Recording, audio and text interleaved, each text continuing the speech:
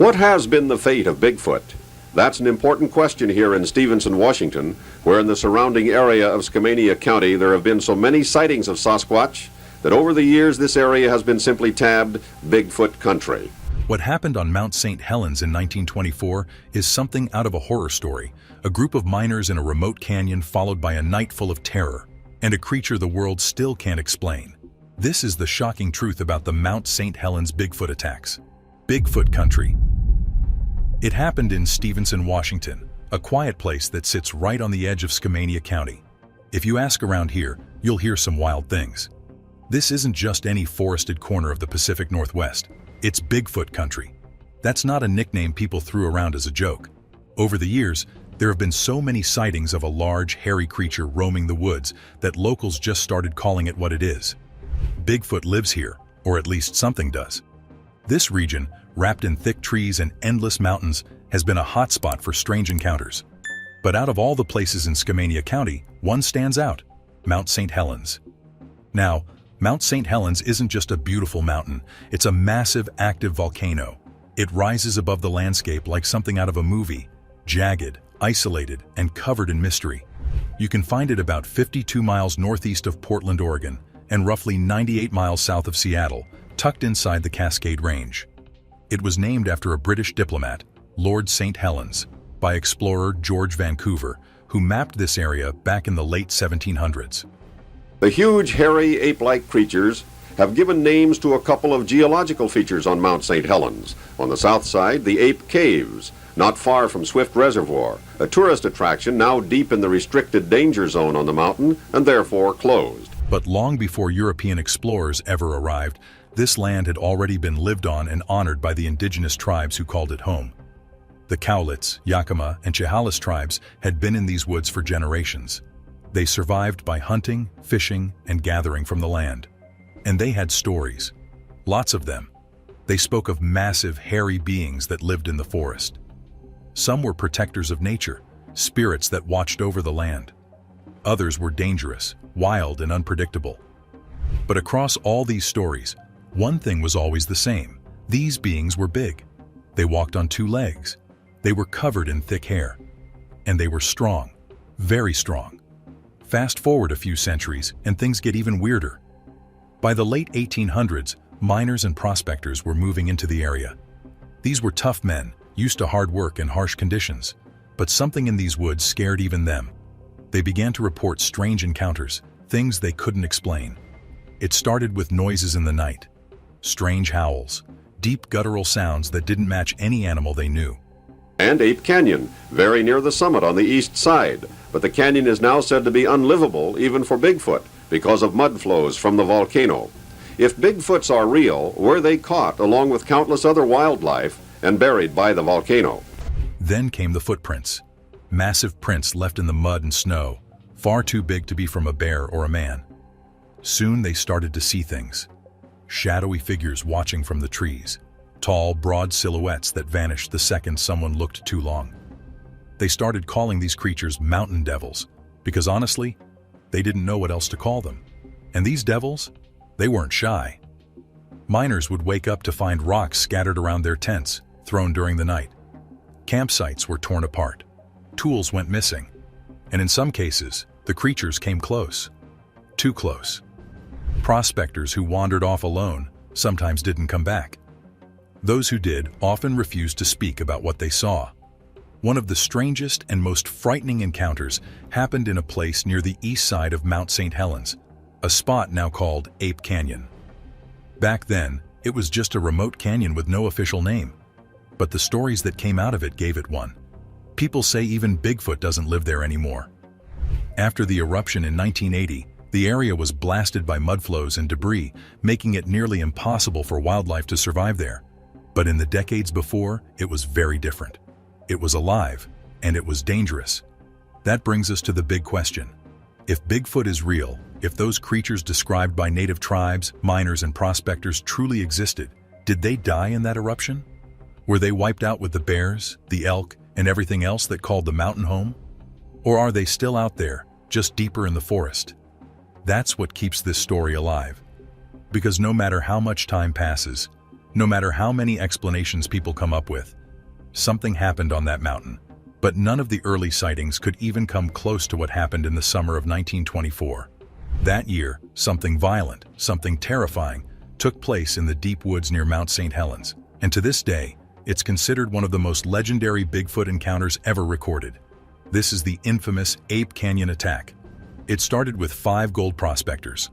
Fred Beck and 4 others had been working claims in the rugged backcountry of Washington state. Their cabin, remote, wooden, and barely holding together, sat not far from Mount St. Helens. They'd been out there for years, digging, hauling, and living off the land. But what they experienced in the summer of 1924 shook them to their core. One night, something, or some things, came for them. Fred Beck would later recall that there were at least 4, maybe 5 of these creatures. They were massive, hairy. They walked on 2 legs. And they didn't just watch from a distance. They came right up to the cabin. The creatures threw rocks at the walls. They pounded on the doors and windows, slamming the sides of the cabin so hard it felt like the whole place would collapse. It wasn't just a random scare, it was a full-on siege. In August 1924, the men finally made it back to civilization. But they weren't the same. They came down the mountain pale and shaken.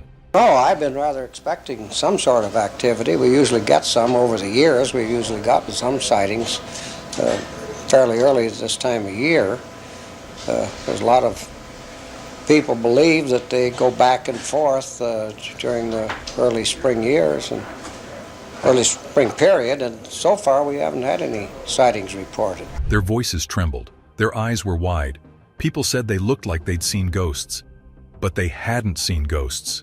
They had survived something real, something they couldn't explain. They told their story. How, during that terrifying night, they were surrounded by huge ape-like beasts. How the cabin nearly came apart from the pounding. How they thought they might not make it out alive. These weren't new miners either.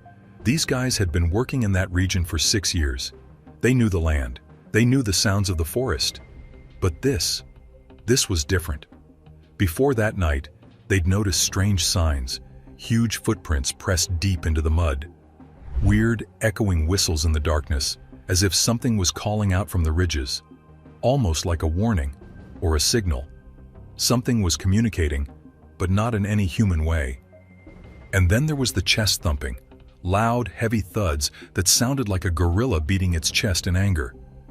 These were the little signs they'd picked up on, but they didn't realize they were being watched, hunted. It all escalated with one mistake. One evening near Spirit Lake, Fred Beck spotted movement in the trees. At first, it was subtle, just a shadow shifting behind the pines. But then it stepped into view. A huge, black-haired figure stood about 100 yards away, half hidden behind a tree. It didn't run, it didn't growl, it just stood there, watching. Fred froze. He said the creature had to be at least 7 feet tall, maybe taller. It ducked behind the tree, then peeked out again, still staring. That's when Fred made a choice that may have set everything in motion. Big shoulders and small hips and hairy. They was, I'd call them a black turned brown by the sun. Outside hair. That's what I would call them to be. And muscular. And they looked like they were about 8-9 foot tall. He raised his rifle and fired 3 times. The creature let out a roar. Not just a scream, but a deep, guttural sound that echoed through the trees, something almost primal, the kind of sound that rattles your bones. Then, silence. The forest went still. Fred stood there unsure of what he had just unleashed. But that night, they would find out. Suddenly, the creature bolted. In a blur of motion, it turned and ran down the canyon, disappearing into the thick forest below. Whatever it was, it moved fast. Really fast. It didn't stumble. It didn't limp. It vanished like it knew the land better than anyone ever could. The men didn't chase it. They didn't even speak. They just stood there, frozen, gripping their rifles like lifelines. These were seasoned mountain men. They'd hunted bears, they'd faced rough storms, they'd lived off the land for years. But nothing they'd experienced out there had ever felt this real or this terrifying. That night, they would learn exactly what it meant to provoke something that wasn't meant to be disturbed. It began around midnight. The men were asleep in their small wooden cabin, a structure built to withstand the elements, but not what was coming for them. Suddenly, they were jolted awake by a deafening noise. Rocks, big ones, were pelting the outside walls, slamming into the roof, bouncing off the logs with brutal force. Then came the thuds. Heavy, crashing thuds. It was like something enormous was ramming the sides of the cabin, over and over, as if trying to knock the entire building down. The creatures, the same ones they'd seen watching from the trees, were no longer hiding. They weren't curious anymore. They were attacking, and they didn't stop. For hours, the pounding went on. The men could hear the creatures circling, growling, shrieking. The air was filled with a wild, inhuman chaos, a kind of rage that echoed through the canyon. Then things got worse. Somehow the creatures found a weak spot, the roof. They tore open a section and started throwing rocks inside the cabin. There was nowhere left to hide. One of those stones struck Fred Beck directly in the head, knocking him out cold. He lost nearly 2 hours of time. When he came to, the others were still inside, trying desperately to hold the place together. They pushed furniture against the doors. They took turns aiming rifles at the roof, at the walls, at anything that moved. But it wasn't about winning. It was about surviving the night.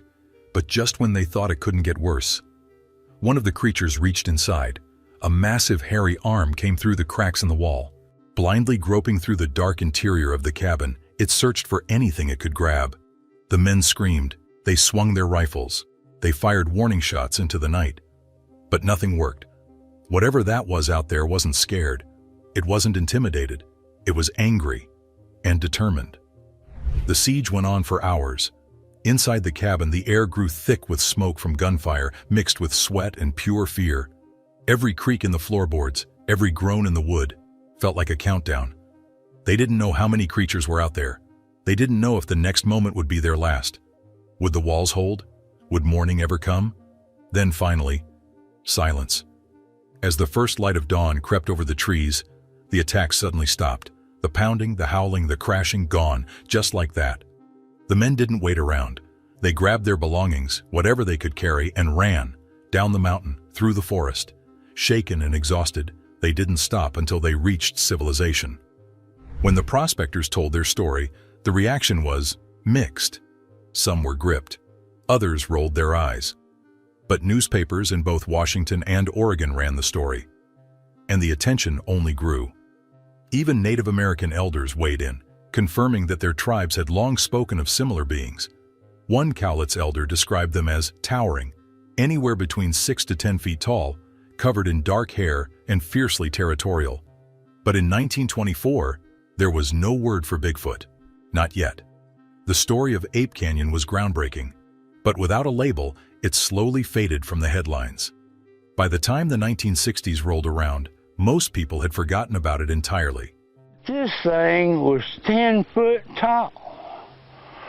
He had beautiful hair. 8 to 10 foot, hairy man-looking person. The legend resurfaces. Then, decades later, Bigfoot fever swept across America.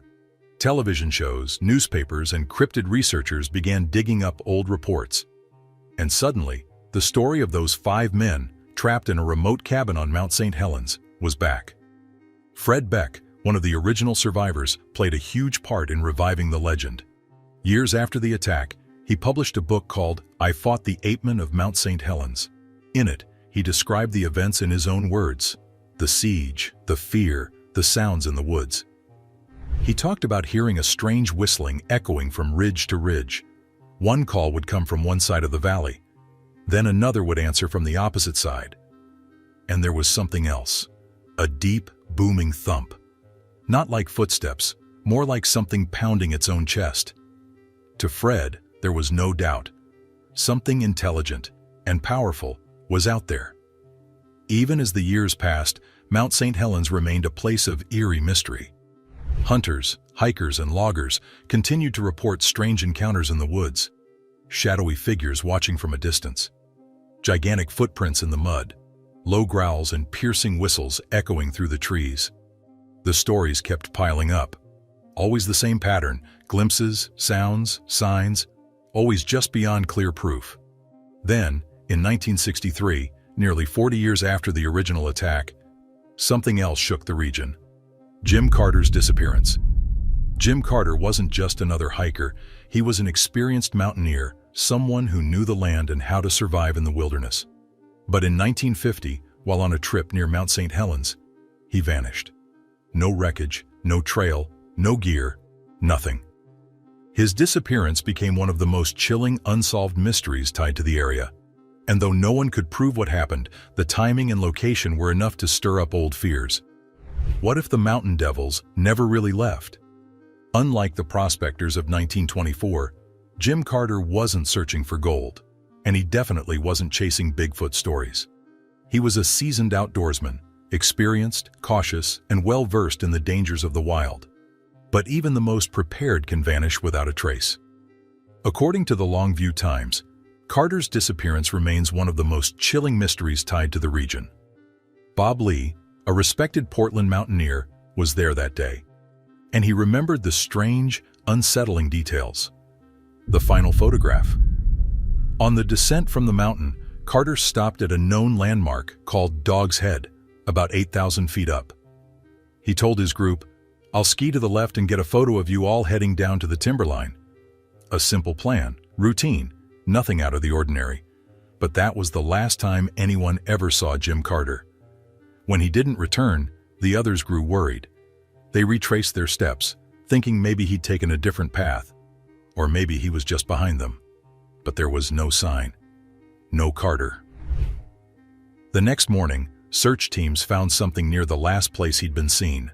A discarded film box. It proved one thing: Carter had stopped to take that photo.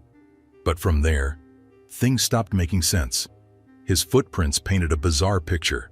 They showed him jumping over deep crevasses, cutting across terrain that no sane skier would willingly attempt. And then they showed him sprinting toward the edge of Ape Canyon, straight for the cliffs. When rescuers reached the edge, they expected the worst, but they weren't prepared for anything. No blood, no gear, no broken skis, nobody. Just his tracks, leading straight down the canyon walls. Bob Lee later recalled, "We combed that canyon for 5 days. At times we had over 75 people searching, but there was nothing. No clothing, no remains. It was like he disappeared into thin air." The official search lasted 3 full weeks. Planes scanned from above. Volunteers, professionals, mountaineers, all combed the terrain. Still, nothing. The apes got him. Eventually, the search was called off, and Bob Lee, the veteran who helped lead the effort, said something that sent a chill through every newspaper reader in the Pacific Northwest. "We finally came to the conclusion," he said, "that the apes got him." He wasn't joking. Carter's disappearance raised more questions than anyone could answer. Was it just a tragic accident, a slip, a fall, a hidden crevasse? Or was it something else? Something that connected him to the terrifying events of 1924? For generations, Native American tribes had told stories of forest giants that roamed the mountains, massive territorial beings that watched from the shadows. The same kind of creatures the miners claimed attacked them decades earlier. Had Carter encountered one? Was he running for his life? As newspapers covered the case, they couldn't ignore the history. Report after report circled back to the eerie past of Ape Canyon. What started as a strange tale from 5 gold prospectors in the 20s was now something much bigger, something darker. A pattern was emerging, of disappearances, strange sounds, and unexplained fear. And in every retelling, one truth echoed louder. Mount St. Helens was hiding something, something ancient, something wild, a place of shadows. For generations, tales of strange creatures, violent encounters, and people who vanished without a trace. But in the 20th century, something began to shift. The past wasn't just folklore anymore. Modern-day events started connecting themselves, piece by piece, to those ancient warnings. One article from the Longview Times gave chilling insight. The Ape Canyon search area is the subject of much local legend. Ancient Indian tales tell of a race of ape men who once inhabited the valley where Carter's tracks were first seen from the air. According to these oral traditions, the ape-like monsters were the last remnants of a race that existed long before even the native tribes arrived. Some believe these woodland giants were a lost species, once thriving, now hidden in the deepest corners of the forest, rarely seen but never truly gone. And every time humans pushed deeper into their territory, the legend said they pushed back. 1924, the miner attack. 1950, the vanishing of Jim Carter. And then, the most catastrophic event of all, the eruption of Mount St. Helens. It would become the darkest chapter in the Bigfoot legend. May 18, 1980, Hell Unleashed. What started as a 5.1 magnitude earthquake became the deadliest volcanic eruption in U.S. history. The entire north face of Mount St. Helens collapsed, triggering the largest debris avalanche ever recorded. In seconds, pyroclastic flows ripped down the mountainside. Forests were flattened, wildlife was incinerated, towns were swallowed by ash. 57 people died. 230 square miles of land turned to smoldering ruin. Ash darkened skies as far away as Canada. It was nature's fury on full display. But that wasn't the whole story. While the official narrative focused on destruction, survivors and emergency workers whispered something else. Something the public was never supposed to hear. As emergency crews sifted through rubble, a few claimed they saw things that didn't belong. Charred, hair-covered bodies, humanoid in shape. Not elk, not bears. Something bigger, something different. Within days, the military arrived, but not just for search and rescue. Witnesses reported restricted zones being established around the worst-hit areas. Helicopters flew in under heavy escort, and most curiously, bodies were airlifted out in black bags. A local logging crew, speaking anonymously years later, described seeing several large creatures being loaded onto military trucks. Creatures that didn't match any known species. They said the soldiers didn't act confused. They acted like they knew exactly what they were doing, like they'd done it before. After the eruption of Mount St. Helens in 1980, rescue teams expected to find destruction. They didn't expect them. Among the scorched remains, several responders claimed to see large, hair-covered bodies, humanoid, but not quite human, charred, lifeless, but unmistakably real. These bodies were quickly covered in tarps and whisked away by military units. Armed guards sealed off the area. Those on site were warned to stay silent or face serious consequences. The remains were never seen again. Not all the creatures had died. According to anonymous accounts, a few had survived the blast, barely, burned, injured, weak. But what happened next was even more shocking. Military personnel weren't just evacuating people, they were rescuing the creatures. Eyewitnesses described injured Sasquatch being treated by doctors at restricted base camps, loaded onto stretchers, flown out under heavy guard. Within hours, high-ranking officials arrived and gave direct orders: control the site, secure the bodies, move fast, talk never. Where did they go? Some believe the creatures were relocated deep into the Cascade Mountains. Others suspect they were hidden in Joint Base Lewis McChord, a sprawling military site surrounded by dense forest, perfect for keeping secrets. The government denies everything. Freedom of information requests came up empty, but the rumors never stopped. Even decades later, strange encounters around Mount St. Helens continue. Locals report towering figures, glowing red eyes, and howls that don't belong to any known animal. The forest is thick, the land vast, ideal for something that doesn't want to be found.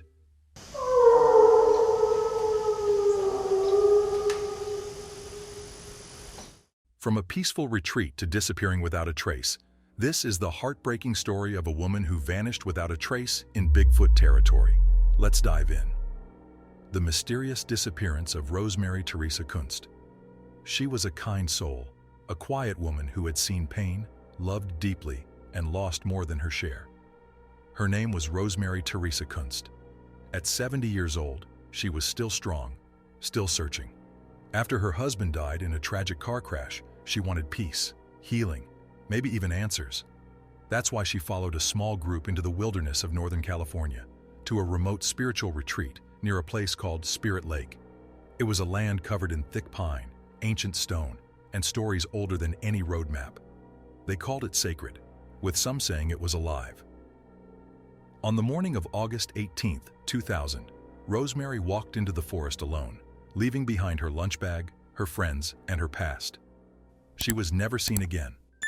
In a place where ancient spirits are called down to earth, she vanished without a sound, and not even the search dogs could find her. But who was Rosemary Teresa Kunst? Rosemary Teresa Kunst was born on November 1, 1929 in San Francisco. She was one of 7 siblings raised by Ernest and Thelma Behem. Her life was filled with love, family, and quiet strength. In 1950, she married Charles Bud Kunst at St. Anselm's Catholic Church. Together, they built a home in San Anselmo and raised 5 children: Pauline, John, Claire, Chris, and Ronald. However, her son Ronald passed away in 1981, a loss that stayed with her always. But with all that, Rosemary was more than just a mother or a wife. She was a deeply spiritual woman. She worked as a marriage and family counselor, but her healing went far beyond her profession. She found meaning in nature, poetry, flowers, and the rituals she created. People saw in her a quiet wisdom, a nurturing presence. She believed in the connection between people and between this world and the next. Then came the crash. In early 1999, Rosemary and Bud were in a terrible car accident, and Bud didn't make it. Rosemary did, but not without scars, physical and emotional. She was devastated, but even in her pain, she tried to move forward. Friends say she was still strong, still hopeful. That's why she chose the retreat, a quiet spiritual trip deep into the mountains of Northern California, a place to grieve, heal, and maybe even to feel her husband's presence again. It was supposed to be a turning point in her life. Instead, things took an unexpected turn. The retreat at Spirit Lake. The retreat at Spirit Lake was organized by a group called the Earth Circle Association. They weren't a church or a cult, just people drawn to nature, energy, and ancient ways of healing. Every summer, they made the long trip into the Marble Mountains wilderness. Spirit Lake was their chosen place, a hidden lake surrounded by towering trees, deep silence, and a feeling that something older than time lived there. However, the journey wasn't easy. The road turned into a dirt track. Then came the hike, steep, uneven, with sharp drops and thick woods pressing in on all sides. The higher you went, the quieter it got.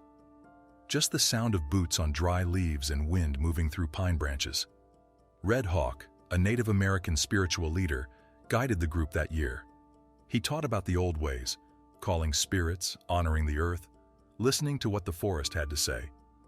There were ceremonies with dancing, chanting, and smoke rising into the trees.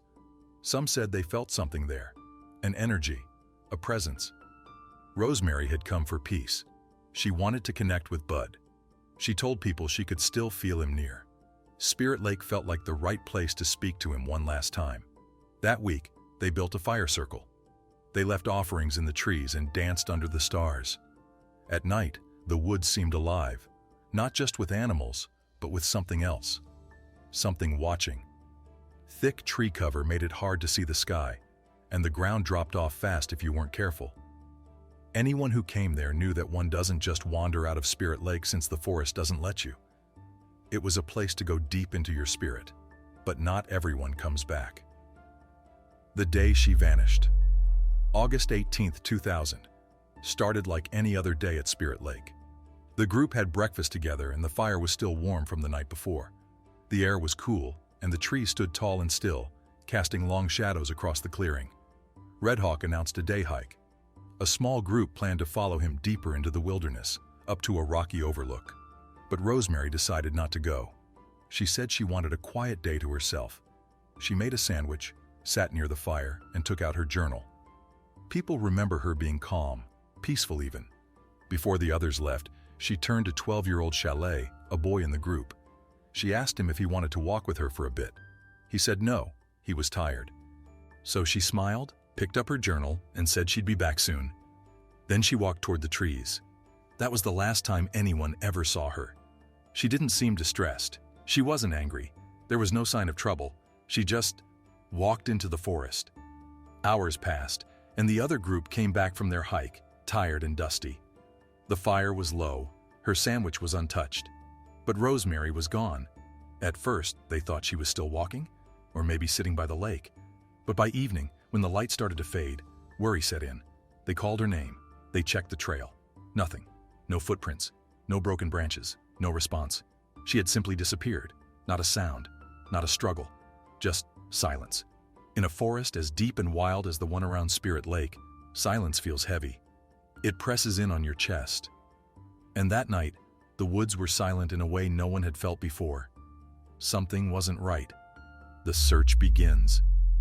When Rosemary did not come back that night, the mood changed fast. People looked around, calling her name. They walked the trails, thinking she'd just taken a short stroll. Maybe she got tired and sat down somewhere. But there was no sign of her. Her lunch bag was still there. The sandwich was untouched. Her journal was gone, but so was she. The sun dipped low behind the trees and the air turned cold. The fire crackled, but nobody was sitting around it now. Everyone was moving through the campsite, their voices calling out into the thick forest. By the next morning, the Siskiyou County Sheriff's Office was alerted, and what followed became one of the largest search efforts the region had ever seen. Over 150 people were brought in. Search dogs were flown up. Helicopters hovered above the treetops, sweeping the dense canopy with heat sensors. And there was more. The National Guard came in with specialized crews. Day after day, they combed the forest, hoping for a footprint, a scrap of clothing, a dropped pen, anything. But there was nothing. No scent trail for the dogs to follow, not even the faintest one. No signs of struggle, no footprints leading away. It was as if she had vanished mid-step. Then came the only clue anyone ever found. 4 strands of long silver hair, tangled in a bush far off any known trail, not near the lake, not along any path she would have taken. The bush sat deep in the forest, in a place that didn't make sense for her to be.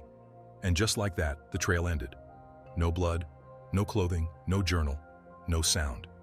Searchers described the forest as too quiet. Even the birds weren't singing. The trees stood tall and close, their branches folding over like a heavy curtain. Light barely made it through in some places. It was the kind of quiet that made your skin crawl. A kind of silence that didn't feel natural. It was like the forest had taken her in and never let her out. And after days of searching every inch they could reach, the rescuers walked out empty-handed since Spirit Lake kept its silence. But how hard could it have been to find her? The land around Spirit Lake is some of the wildest in California. Thick brush pushes back with every step. On top of that, the hills are steep, some sloping up to 70 degrees, slick with moss and loose rock. Trees grow so close together that it's easy to lose your sense of direction within minutes. Even trained rescuers had trouble moving through it. Sniffer dogs, trained to pick up even the faintest scent, found nothing. Not a trail, not a drop of blood, not a piece of clothing, not even a hint of the direction Rosemary might have taken. And that made no sense. It was as if the earth had opened up and swallowed her whole. Authorities were stunned. They'd worked dozens of disappearances before, but this one didn't follow any rules. People don't just vanish into thin air, not like this. Grizz Adams, one of the volunteer trackers, later said, "To go out for a short walk and to just disappear without any trace is difficult to comprehend. And out there in that harsh, unforgiving terrain, not a single answer ever came. Just the sound of wind through the trees and the sense that something was watching. With no clear answer as to what might have happened, strange theories started coming up. Strange theories. The first idea was the simplest. Maybe Rosemary had slipped and fallen somewhere steep. It made sense on paper. The hills around Spirit Lake were brutal, and one wrong step could mean a deadly tumble. But searchers covered every ravine, every drop-off, every creek bed. There was no body found, no torn clothes, nothing. Then came whispers of suicide. Maybe she'd come to say goodbye, but that didn't match who Rosemary was. Her family rejected it immediately. She was healing. She was full of hope. She was planning for the future. There was no goodbye letter, no sign of despair. Just a sandwich, a journal, and a walk into the woods. Some said maybe it was an animal attack, a mountain lion, a bear. But there was no blood, no drag marks, no remains. Even in the wild, death leaves a trace. This one didn't. So the theories dried up, and something darker settled in. It didn't feel like a mistake. It didn't feel like something random. It felt like something ancient, something watching. It was as if the forest opened up, took her, and closed behind her without a sound.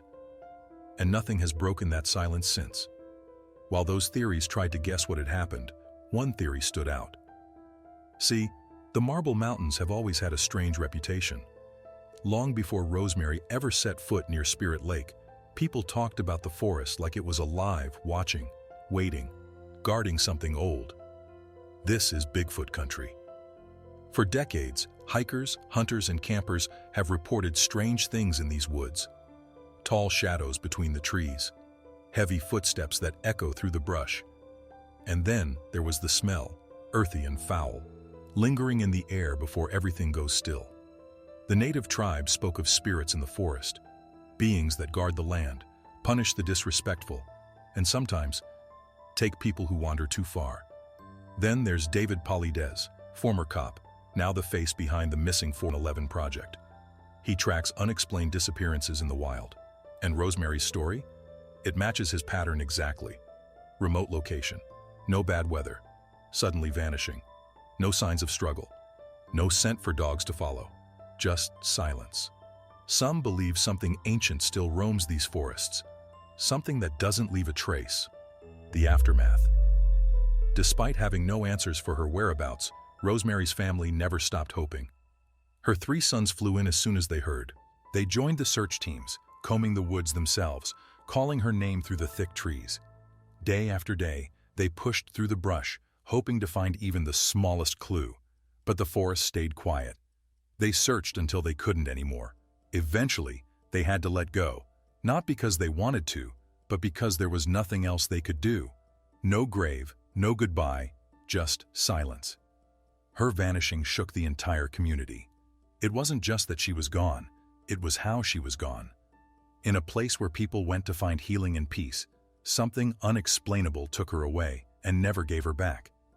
While many may disregard Bigfoot's involvement in Rosemary's disappearance, it is not the first time someone has become skeptical about the existence of the creature, only to be proven wrong later. Skeptic turned believer. The Rocky Mountain Sasquatch Organization, RMSO, got another report, this time from the southwest side of Virginia, near the Kentucky line. The report came from a man named Harley Owens, who said he experienced something he'll never forget. Unlike many other stories, Harley brought real proof. He recorded strange howls echoing through the night and even captured a Bigfoot-like figure watching him from afar one Monday. A couple of days later, he saw it again, this time standing on a cliff near the sawmill where he worked. He also found strange footprints about 50 yards from the sawmill. Harley, who lives in Tennessee, sent his story, photos, and audio to the RMSO. He wasn't sure if they covered that area, but he hoped others would speak up too. Once a skeptic, Harley is now a believer. According to the report, Harley was working up there for almost 2 weeks. The location where it happened was his workplace, and it happened on September 23, 2020, around 1:45 p.m. Additionally, the entire encounter lasted over 5 minutes, but to Harley, who was a skeptic then, it felt like it lasted forever. One day, Harley took a break from the sawmill and walked to his service truck to grab a Coca-Cola from the cooler. It had been a busy morning and he needed to cool off. That week, Harley was working alone. The week before, though, he'd had 2 other guys helping him. As he opened his drink, he suddenly heard a low growling sound.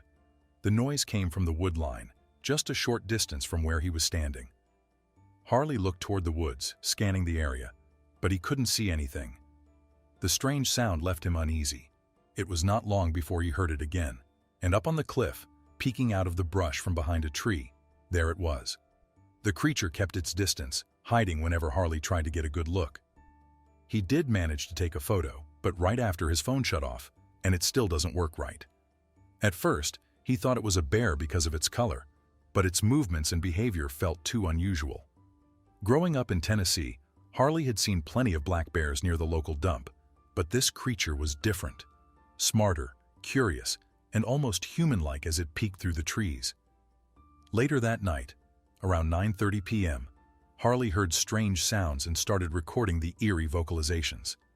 Harley said the creature he saw was about 100 yards away, and it gave off a horrible smell, like rotting eggs.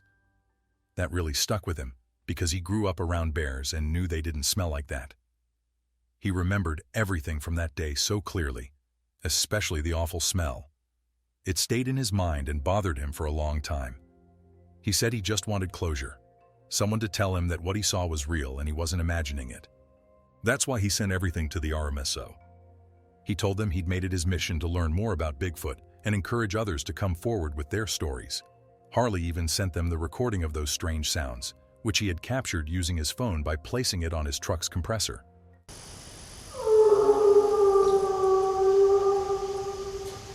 The RMSO looked over the audio and said they heard creaking or mechanical noises in the background, which made them wonder if the sounds were real. Harley explained that while he was recording, he was sitting in his truck, writing down details from a recent auction.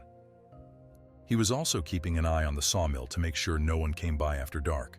The extra noise, he said, was just the wind hitting the old building. Yet, that's not all. Following his encounter with the creature and the strange voices at night, Harley went out to dinner at the local food point and talked to some old-timers he found there. He mentioned what he had been experiencing and told them what was going on. At first, they were quiet for a minute, since they noticed that he was not a local and they did not like speaking to strangers. But then, they referred to them as devil monkeys. In the report, Harley recalls that the owner of the sawmill told him a week prior that the woods had bears, snakes, and coyotes. But there were far worse things than that in these mountains. Hearing the locals tell him about the devil monkeys, Harley was shocked and told them that it sounded sinister and dark in nature. But Harley was so curious to let the name make him end his chase. As if to test the credibility of his story, the RMSO asked Harley if anyone else at that worksite or location had had any experiences or sightings that he knew of. In response, Harley said that he knew of nobody else besides him who had had such an encounter. He, however, added that this encounter was permanently recorded in his head, and to Harley, that's something he wasn't used to hearing. He then went ahead to give the RMSO a 3D map of the location.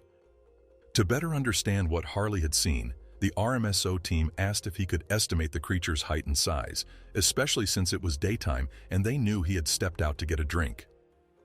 Harley told them the creature was outside the sawmill, where they sold logging equipment, loaders, saws, and lumber. He explained that he was 6 feet 6 inches tall, and the creature was clearly bigger than him. Weighing around 160 pounds himself, Harley believed the creature could have easily overpowered him. He added that he usually stayed after auctions to help load items onto people's trailers, and that, as far as he knew, there was only one gate in and out of the sawmill. He mentioned he was the one responsible for locking it after auction days and reopening it at sunrise the next morning. Looking at the photo of the creature that Harley sent them, the RMSO noticed the elevated walkway from the top of the sawmill. Harley explained to them that from the crane in the 3D map, one could see it to the left of the circular arm. But the questions did not stop there. When asked how far the tracks were from the sawmill, what he thought when he first found them 2 days before seeing the creature, and hearing the vocalizations, and what he believed had made them, Harley explained that the tracks were about 50 to 100 yards away. He pointed out that in the video he had taken, you could see the sawmill toward the end. He said his first thought was how strange it was, wondering who would be walking around barefoot out there. When he placed his foot next to the print, he noticed how much larger it was than his own, even though he wore a size 12 shoe. That moment made him start thinking more seriously about the Bigfoot stories he had heard growing up. Finding the tracks and then seeing the creature himself had opened his mind, and he said that experience made him a firm believer. Harley explained how eerie the encounter was, admitting he never would have noticed it if not for the growl. The sound caught his attention, and when he looked, he saw it moving through the brush. He described hearing it growl once, spotting the creature, and then hearing it growl again. What made the moment even more chilling was how clear the movements were. Harley managed to snap a picture of the creature, which he said turned out pretty well. Reflecting on the experience, even the RMSO admitted it was creepy that Harley heard the growl and saw it moving above him. That's when he saw it leaning out and went back behind the brush. Then it turned around and walked back the way it came and walked up the ridge. To Harley, the creature was bipedal, no doubt, and it was walking hunched over. These were the very characteristics of Bigfoot that the RMSO knew, and if it was not Bigfoot that Harley saw that day, then it was definitely a Squatch-like creature.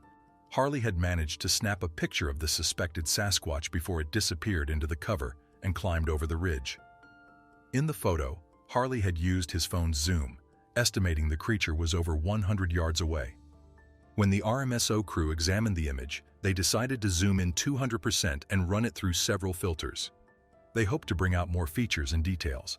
The team wanted to see if they could uncover anything unusual or revealing in the photo. According to the RMSO, a lot of animals are black because it's a great color for camouflage. This is because black absorbs light and helps the animal to melt into the background, making human eyes and minds think it's just the shadows of the environment. Upon zooming in 350% and running the image through the same filters as before, the RMSO crew noticed something. There was a shimmer surrounding the Bigfoot-shaped creature in the image, which may have been caused by light shining through the creature's outer layer of fur. When they took a look at the right side of the head region, they saw what appeared to be the profile of the front of its face and nose. To the RMSO, this was an amazing photo, captured several hours before some eerie, unexplained Sasquatch-like vocalizations were heard just after dark.